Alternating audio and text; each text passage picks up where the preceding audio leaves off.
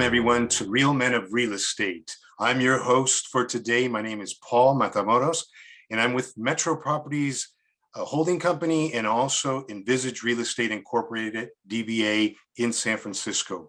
Today's show is going to be such a beautiful show in the sense that I have a very, very nice interviewer here, or a person that I'm interviewing, very, very experienced in the industry of lending and so much more. So it brings me honor to really have him here on this show. But before I start or present him, I wanted to read a little bit more about what we're going to be having here on this show. Now, the topics that we're going to be discussing is how or where are the interest rates going today? And also, where is the real estate market going as far as what we see today? So much with inflation being talked about, people that want to buy, but where can they get money? Which brings in the other topic that we're going to be talking about, and that's about what is the difference between Q&M loans versus non-QM loans. Okay, so without any further ado, I want to read this bio of this gentleman here. Abel is an accomplished bilingual mortgage professional. In fact, he's been in the mortgage industry for over 40 years. Over the years, Abel has done it all in lending, from frontline lending to executive leadership to representing Wells Fargo as the national field short sale manager. In uncertain times, Abel educated the real estate community on how to approach and succeed doing short sales. Now back in production, Abel is passionate about the needs and goals of his clients. He brings a wealth of skill and expertise to his work with home buyers and realtor partners to ensure an on-time closings. Abel is a regular speaker at webinars hosted by the California Association of Realtors, and his goal is to help educate realtors and the community of real estate financing topics. Abel, I mean, I could say much, much more. I could vouch for that because this is how I met you at one of the educational programs through San Francisco Association of Realtors that I'm a member of. And in fact, I have like 10 pages of the notes that I took. So, but anyway, my special guest, please, Abel Fregoso Jr., which is a mortgage loan originator with Homebridge. Welcome to this show, Abel, please. First of all, thank you very much for having me. I am very excited. I think what you guys are doing with this program, Real Men of Real Estate, is fantastic because it's all about education. I keep telling my students that I teach all around that you must stay a student of the game, because in this business, real estate financing, everything changes. Coming through this pandemic that we just did, we saw some massive changes in guidelines, in products, in underwriting. Just amazing what we just went through. The good news is we're starting to see a recovery in the sense that more investors are coming back online to provide capital for more products that allow us to cast a larger net for buyers.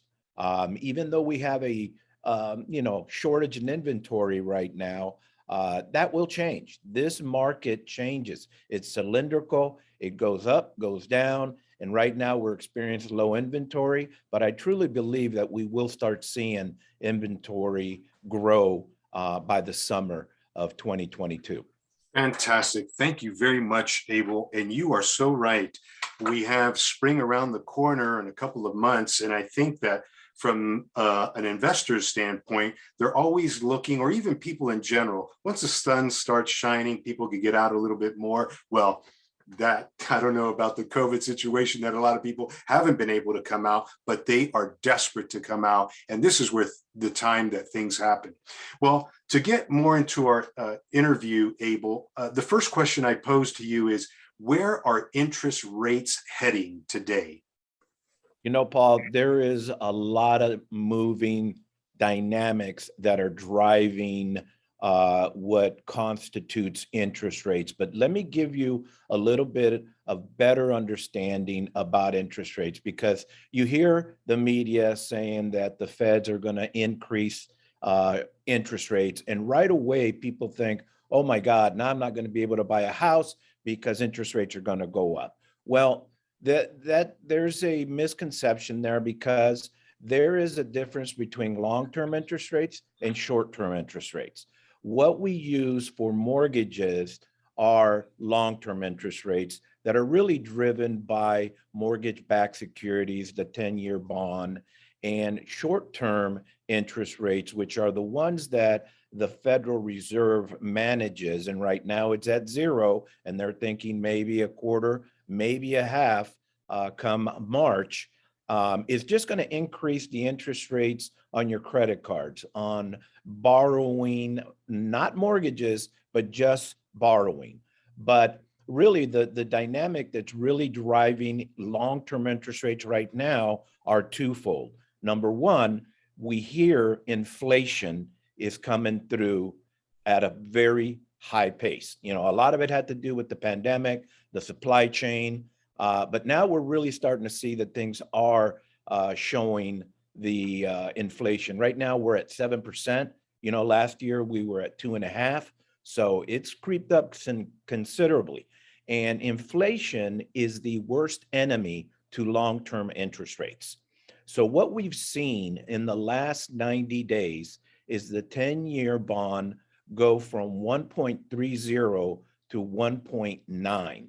So when we had interest rates of 2.5 6 months ago, now we're at interest rates in the high threes. Now, that in itself is also what is contributing to the Federal Reserve wanting to hike interest rates so that they can fight inflation, which is going to be beneficial in the long run for long-term interest rates. But in the short run, we are going to see interest rates go up. Right now, we're in the high threes. Possibly by the end of 2022, we may be in the low fours. So what will that do to the real estate market? It's going to slow it down. But, you know, I just want to make sure that your listeners understand that there's a big difference between long-term interest rates and short-term interest rates. And as the Fed continues to increase the short-term interest rates, that's going to bring down inflation, which means that long-term interest rates will then begin to come back down in 2023. Fantastic. So hence inflation is an enemy to long-term, and that's where the Fed really can gauge things, right? Well, absolutely.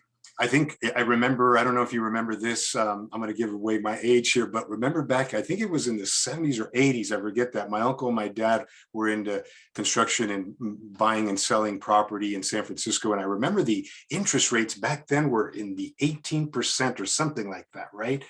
And my aunt, she was the broker. So I would hear little things like that's funny how things stick in your mind. So why I say that, it's nothing going to be like back then, right? So even if it's 4%, we could manage with this. And plus the Fed, they know that they have to say gauge this accordingly, because we've not only did the Great Recession stop things, but with the pandemic. So they know that they have to keep this economic engine going as best they can. Well, fantastic. Yes, I'm sure that our listeners are going to get a lot out of this interview with you, Abel.